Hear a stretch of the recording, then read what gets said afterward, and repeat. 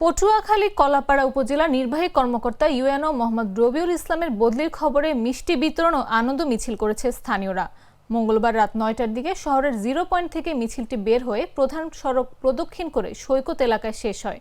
মিছিলে স্থানীয় ব্যবসায়ী সহ নানা শ্রেণী পেশার মানুষ অংশ নেন। আনন্দ মিছিলে অংশ নেয়া স্থানীয় বাসিন্দারা জানান, ইউএনও রবিউল সাধারণ মানুষের জন্য কাজ করতে আসেনি। তিনি সাধারণ মানুষকে এতদিন কষ্ট দিয়েছেন, মানুষের কাছ থেকে চাঁদা নেয়া, অন্যায় অত্যাচার করেছেন। তার এই বদলির খবরে সাধারণ মানুষের মধ্যে স্বস্তির বিরাজ করছে। ইউএনও নিজের স্বার্থে মসজিদের জমি পর্যন্ত দখল করেছেন বলে অভিযোগ করেন তারা।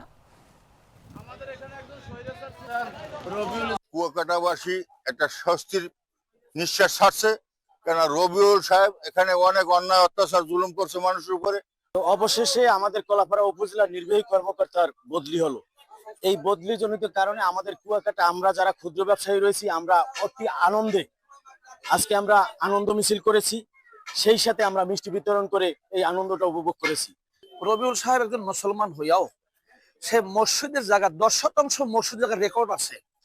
এই 10% জায়গা মসজিদের সে নিজে আমাদের মসজিদে মার্কেট ছিল সেটা ভাঙ্গা সে নিজে এক ঘর করছে, সেখানে আমাদেরকে যাইতে দেয় না।